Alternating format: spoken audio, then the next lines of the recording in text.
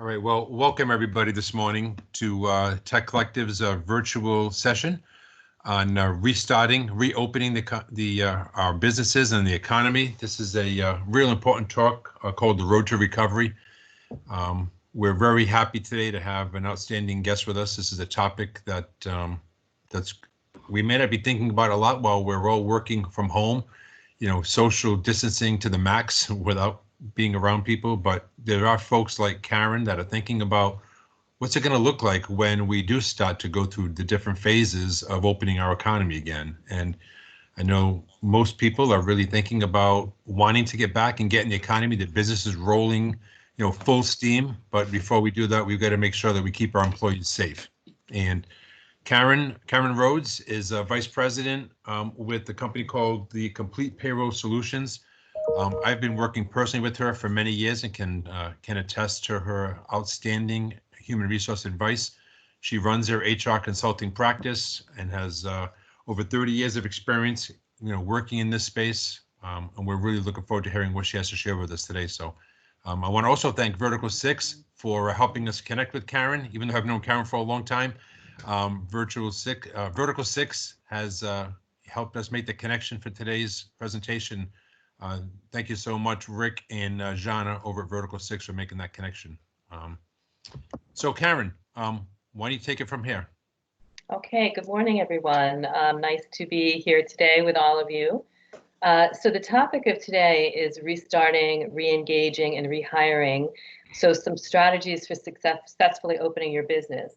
As you know, the states are opening up and all the states are having their own reopening plans. So it goes state to state and they're varying slightly. They also have strategies on what needs to happen when people reopen their companies.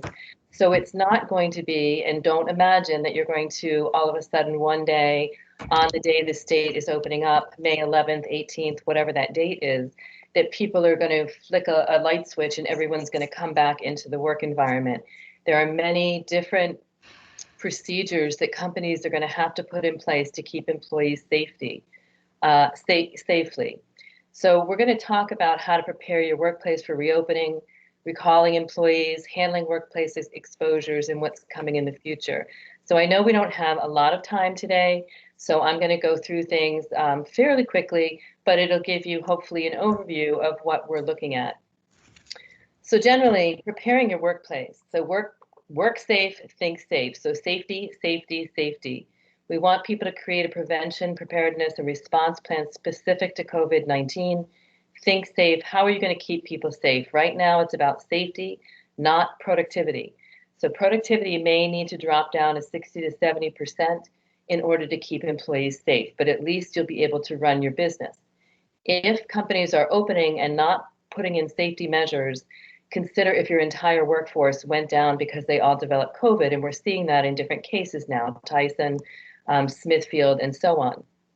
The other issues with safety is if employers do not set these state safety standards and adopt the guidelines from the states, they're potentially opening themselves up to legal exposure, both from class action lawsuits, wrongful death, etc. So we should want to do the right thing by trying to keep our employees safe. So we want to communicate the plan to the employees on a regular basis. Information guidance is changing very quickly. So we're definitely monitoring the developments. For example, the CDC just changed guidance from coming back to work after 7 days of being symptomatic from COVID to 10 days. So this is going to continue to modify and change over time. So we want you to consider things like the movement of your people. How are they going to leave their workspace and go to the bathroom and stay 6 feet apart from other people? You may need to redesign your workspace, your work environment. Limit all gatherings. Follow guidance from your state, again. But with gatherings, so meetings, have people call each other or use technology instead of getting in face-to-face meetings with other people. So we want employees to continue to social distance and keep people at least 6 feet away from each other. All right. Considering staggering shifts, break times, lunch times, and so on. You need to have hand washing and sanitation stations at the entrance. Many of the states are requiring this at the entrance of the building and throughout the workspace. Limit the use of coworkers using the same equipment.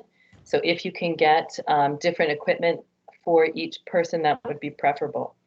So you're looking at everything that you can possibly do to keep people safe. Now, most of the states have mandated wearing masks if you cannot social distance or if you're in the workplace. Many of the states are saying that if you have a private office, that you don't need to wear a mask. But if you're going to be passing people in a hallway or what have you, you have to keep that mask on. If the state is mandating the wearage of masks, the employer has to have employees wearing the mask unless there's some medical condition. So you might need to get a doctor's note or something if someone's refusing to wear the mask.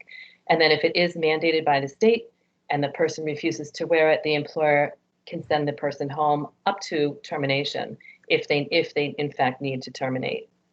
Oops. So cleaning and disinfecting the workplace. Break and lunch areas should be cleaned constantly, continually. Get on a schedule of how to do this, when you're going to do it.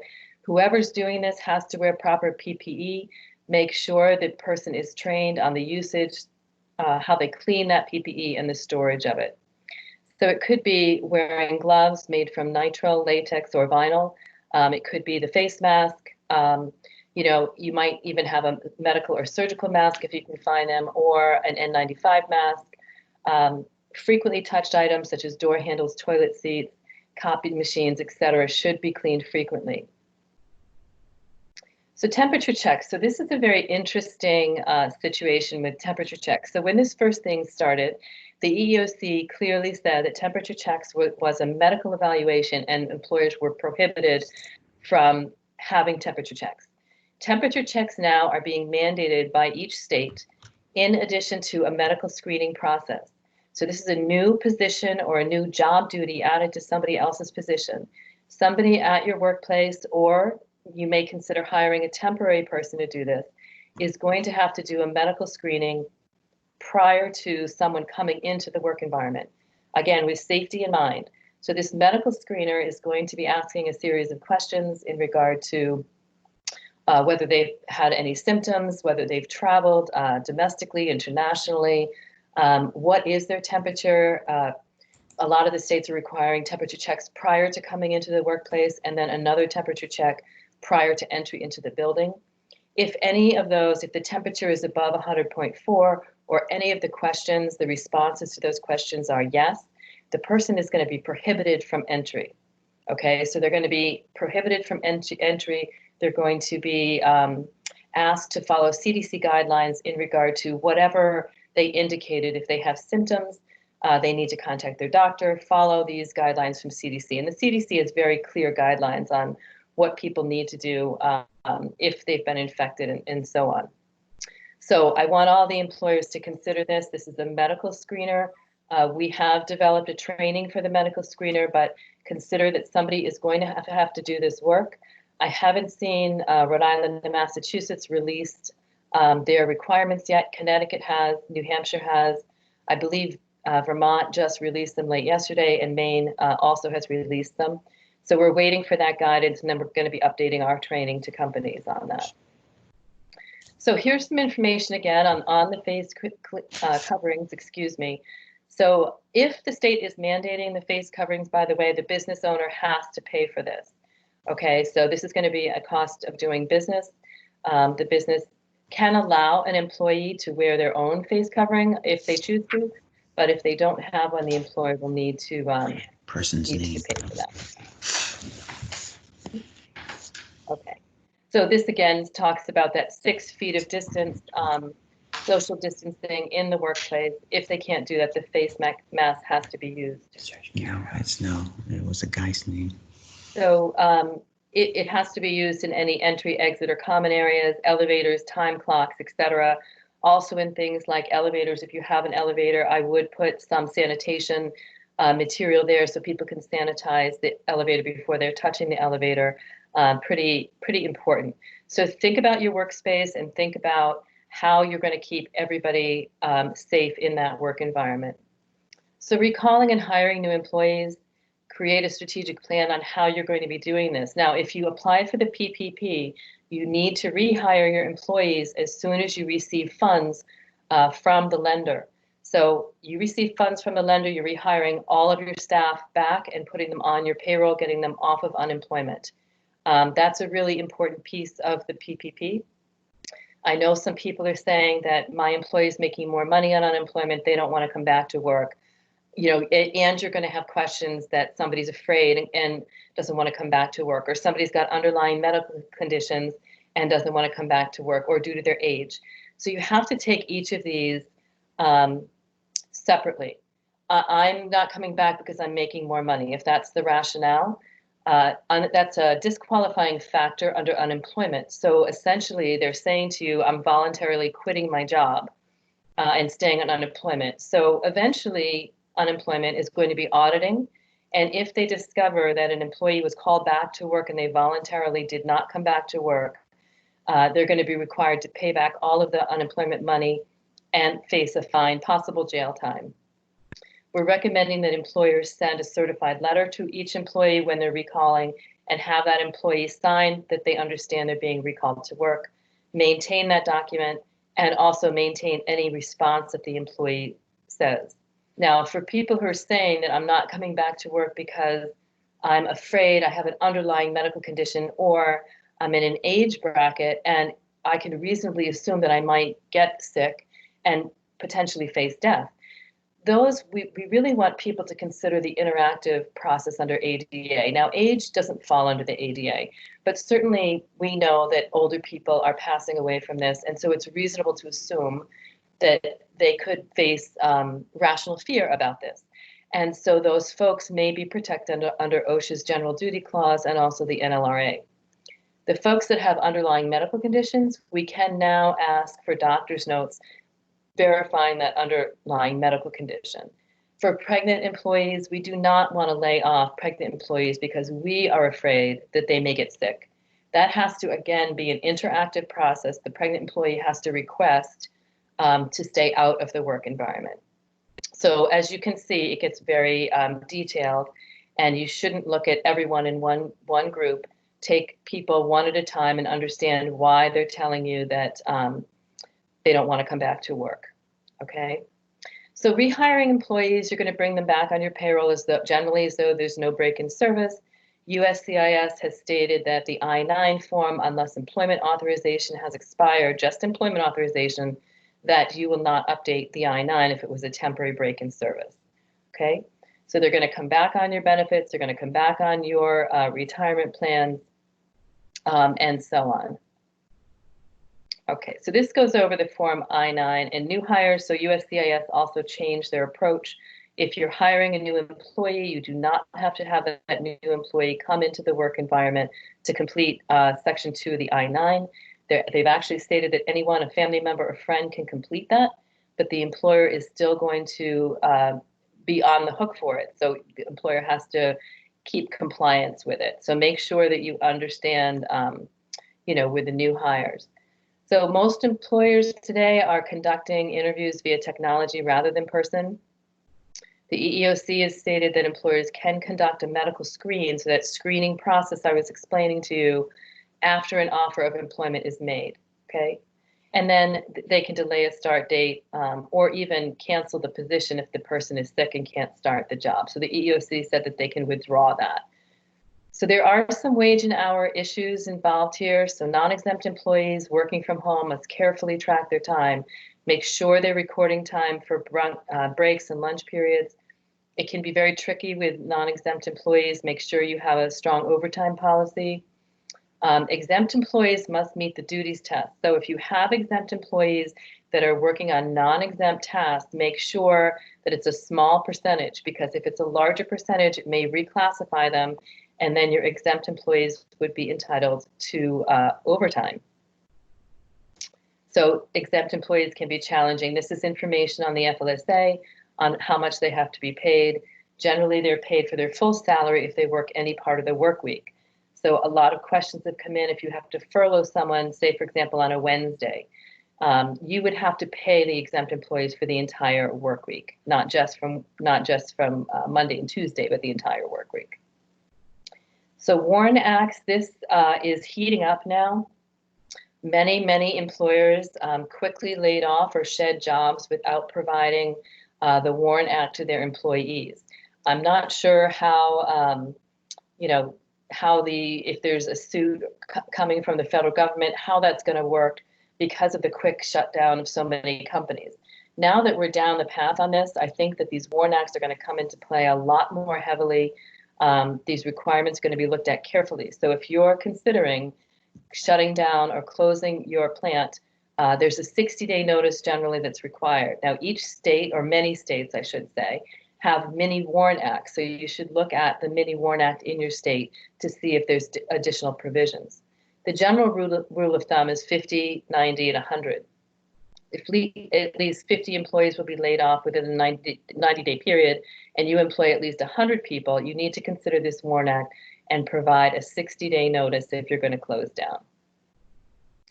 So furloughs, there's an argument that furloughs don't trigger WARN because there was no cessation in employment. It was a temporary period.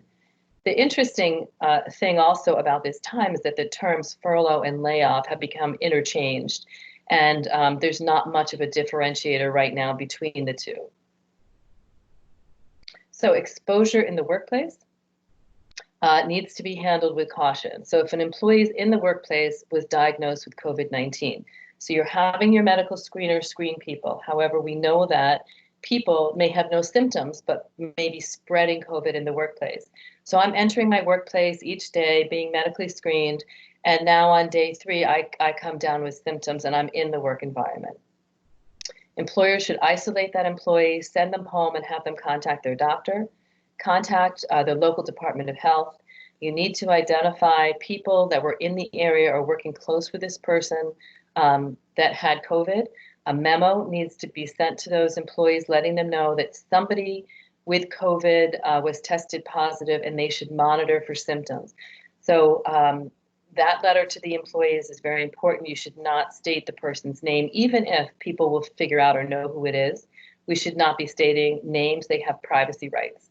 So make sure that's not disclosed. The work site should be disinfected and sanitized. Some employers now are actually closing off that physical location for 2 or 3 days before allowing other people into that location. So I think that that is something good that you should consider doing. So questions on secondary exposures now. I have an employee who was exposed to someone who was COVID-14. The CDC is recommending the secondary person who had immediate exposure to someone testing positive should self-quarantine for 14 days. The first person exposed to the second person also should self-quarantine for 14 days and watch for symptoms. So over time, we may see the CDC change their guidance on that, so we need to carefully watch that. There's also different guidance for healthcare professionals. You know, originally they were all quarantining. Now they're saying if your symptoms are gone and you're generally feeling better, we want you to put on proper PPE and come back into the work environment. So there's a lot to consider here. This is information on the critical infrastructure, employers and employees. I'm not sure if some of you out there are this critical infrastructure, but this is the CDC changing guidance. They want you to continue to work if you're asymptomatic and are not spreading it. You want to wear proper PPE and so on. So this temperature screening, this medical process, again, prior to coming in, we want to regularly monitor people that are asymptomatic. Employees wear face covering or mask in the workplace, socially distance. The other part of this is you do want to have signage. So you need to have, and many of the states are requiring this, hand washing signs, social distancing signs, and poster kits, which we have for employers. They can order that from us. But consider how many posters you need. Again, that goes along with the safety plan and trying to keep your employees safe. OSHA and the CDC have set up cleaning protocols regarding asymptomatic and symptomatic employees. So it comes right from the CDC. I can send you the guidance if you'd like to have it, but all surfaces should be frequently cleaned, bathrooms, offices. We want companies to consider purchasing things that you can just step on, like a step-on trash can, things that you don't need to touch, really important. You want to consider your break rooms, removing coffee machines, microwaves, anything that people are going to continually touch. People, we want people to eat at their desk now instead of going into a cafeteria or lunchroom. So changes to the whole way that we work, okay? If somebody is symptomatic, again, the cleaning and disinfecting procedures consider shutting down that area after they've been disinfected. The states, many of the states now are wanting employers to improve ventilation. So if there's a window in that area, we want windows open, doors open to help, remove the contaminant. Okay. So the proper PPE is very important. I know that it's difficult for companies to find PPE today.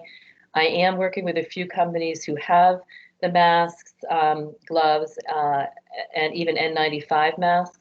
So just make sure that you're looking into that now, because when we open, your team will have to have access to these, okay? So what's coming in the future? So lawyers are predicting a huge explosion of class action lawsuits. It's already happening. So we're seeing employers, I can pick on Tyson and Smithfield right now, those have been in the news, but there are other employers that if they are not taking proper protocol, if they are not stopping people who are sick from coming into the building, if they're not documenting all of these safety things that I'm talking about here, then they're going to put themselves, unfortunately, in a position where, lawyers are going to be coming after them and so on. We know that people are going to be getting sick in the work environment. That's going to happen. We know that fatalities are going to happen. There's other things that companies should look at. For instance, your life insurance. Now's the time to audit your life insurance if you provide company-provided life insurance plans to make sure that everyone is on there. I know in my career, I've had, unfortunately, fatalities, and only to find out that someone was left off of a life insurance plan. So now's the time to check that. Also, your long-term disability plans. Unfortunately, we're hearing that people that have been intubated for a while are coming back out and are experiencing some psychological issues.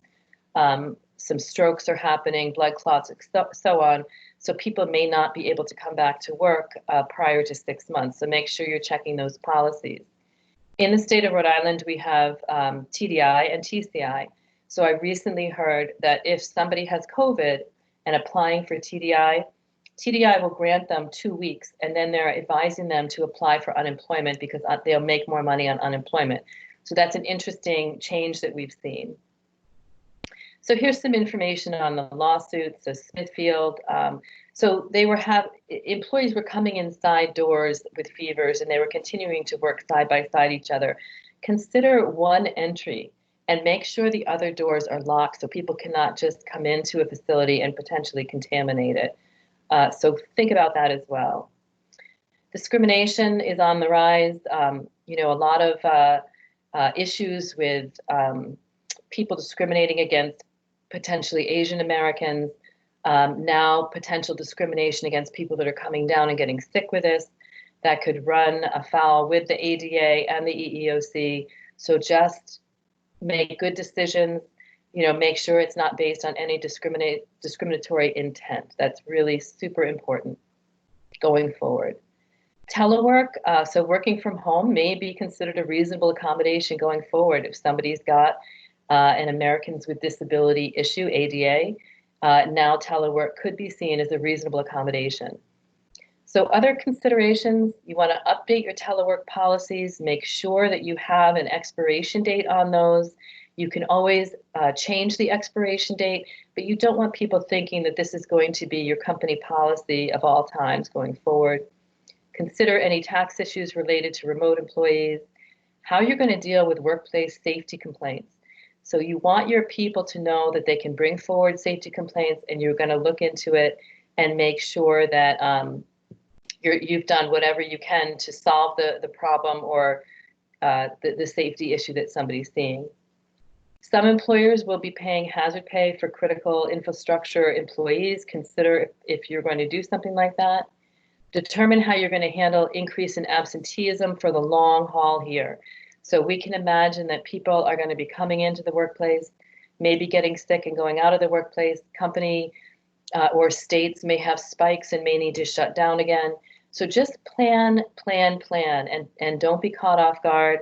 Plan for a second wave. Hopefully it won't happen, but we want to plan for that. So cyber threats, as you all know, cyber threats have increased. I don't think that's going away anytime soon. Make sure your employees understand not to click on links and so on. The other fraudulent area we're seeing is unemployment fraud. So there are people filing fraudulent unemployment claims. They're getting your employees' social security numbers. So if you get a claim form from unemployment and your employee is currently employed, do not fill out the wage information.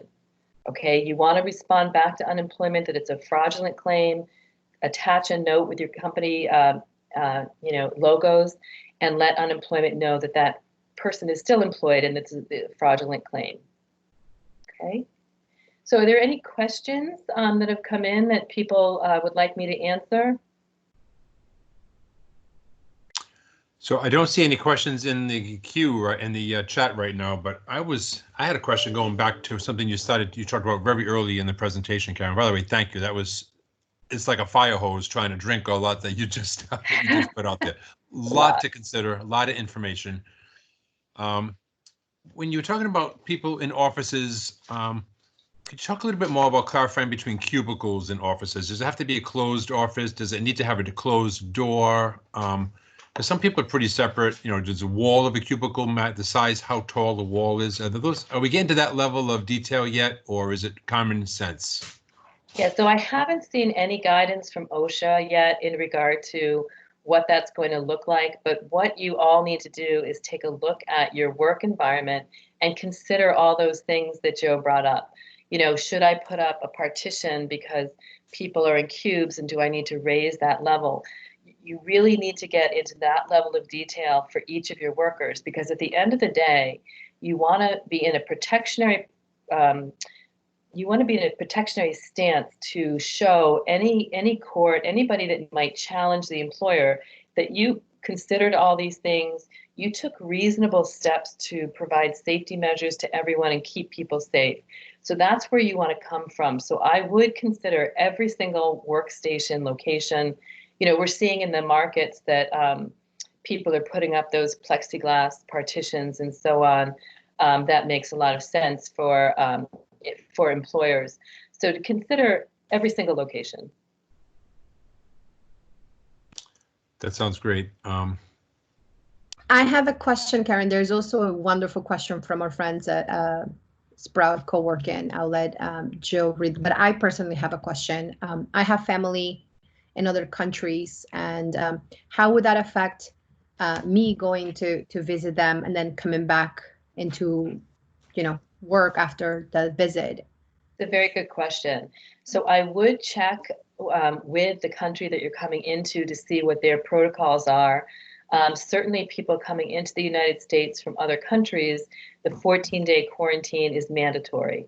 The problem is, right, everybody's human. And I hear that people are sort of sneaking over the lines and doing things. I heard the other day that a couple guys from Massachusetts came into Rhode Island. They met at a McDonald's. They were taking out their golf bags and they were going to go golfing. So people that were at that McDonald's actually called the police, and the police arrested them. So, you just want to make sure you understand the protocol and what you can and can't do. Even traveling domestically, most of the states you need to self-quarantine for 14 days, provided it was not work-related. And that would be a policy that an employee would have to put in place. So when I come back from the trip, then I will work those 14 days at home, and then we'll be able to return to work. Correct. Okay. Yes. So we do want our employees to disclose that. It's going to keep everybody safe. And if we're all thinking about others and other people, we're going to just be helping to keep each other safe. And we have to look at this with respect for each other, and not so much a concern about my own health, perhaps, but how can I keep my family safe? How can I keep my other coworkers safe? That's the level of responsibility we should all be looking at, not how can we break the rules and go have fun. Look, we all want to go have fun right now, but it's really about thinking about each other. And just if we do that, we're going to get through this well. If we don't do that, we're not going to get through this well. So true. So Sprout has asked a question, as a co-working space, how responsible, if they are they for the medical condition of folks arriving into their space every day, both their, I'm assuming they're thinking about the folks who rent from them and also their visitors. That's a very good question, Joe. And I would think that people that own those co-working spaces would want to have that medical protocol in place as well to protect anybody that's coming into that office space. You know, I think that needs to be put in place everywhere. I know that, different example, but a big corporate member of Tech Collective, well before we wound up working from home, they basically closed their spaces to all non-employees. They just said, you know, no guests, no vendors, no customers, nobody coming into our space except for our employees. And this is before we all started going home. It's probably a week or two before we all started going home.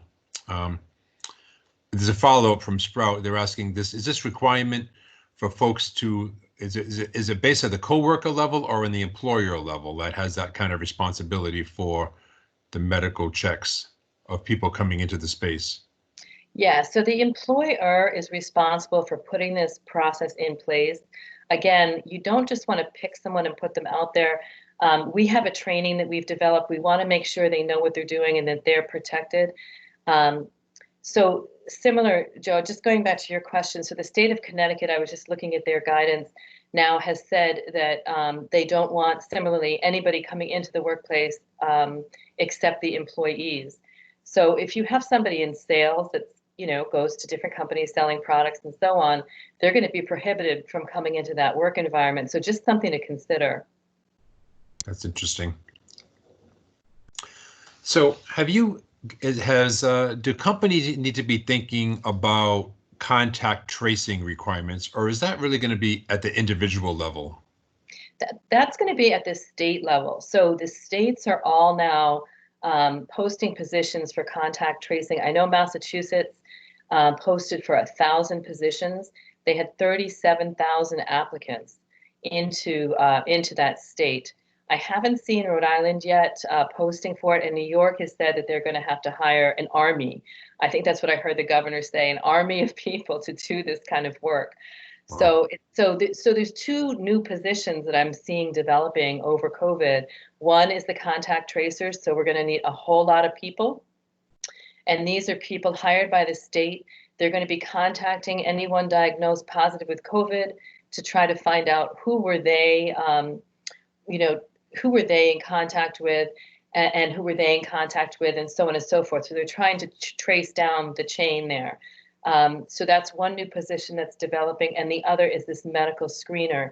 So whether the company has somebody at their own firm that does this, it should not be a manager or supervisor due to the employment relationship. So it has to be somebody else.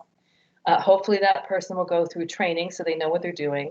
Or some companies will hire a temp agency to put a temp in this position. Again, we're working with several temp agencies, Joe, and we're going to be training those people to do that job so that they're aware of how this information needs to be stored, what they should do, what they shouldn't do, how to handle violence in the workplace. We're seeing that creep up as well. So we just don't want people thrown in these positions not knowing what they're doing and how to store this information. Okay, thanks. The last thing I was surprised at, when you said the temperature of 104, that sounds very high to me. Is that the, I'm the sorry. threshold? It's 100.4. Oh, that was my bad. Sorry. Yeah, no, that's okay. So the CDC guidelines, thanks for clarifying in case anybody else thought that. The CDC guidelines, it's 100.4. If they are that or above, they are denied entry into the work environment. If your employees are at home and they're taking their own temperature, and if it's above that, they cannot come into the work environment. Okay, great.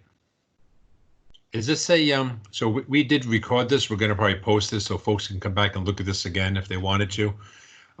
Is the PowerPoint available for us to post separately from this, or is that something that we should just? Sure. Yep. Sure, I'm happy to send it to you. Okay, great. So any other questions before we let Karyn go? Well, thank you so much, Karyn. Really appreciate your time today doing this, bringing this information to us. Like I said, there's a lot to listen to. There's a lot going on here. It's a very important topic, and we're going to be probably thinking and acting on these things very soon, hopefully very soon as we hopefully get back to work by the end of May. I do want to mention for Tech Collective, we have a couple of other things that you might be really interested in listening to. Our Tuesdays are kind of designated as Cyber Tuesday, and we're doing a lot in the cybersecurity space. Thursdays, we have data Thursdays. Tomorrow, we have a very interesting conversation around data ethics. And there's a lot of concern about some of these large algorithmic database programmings that are being done that take in a lot of bias from the folks that are writing them. So unfortunately, some of these things that are meant to help folks are actually hurting them. So if you're around tomorrow at noon, check that out.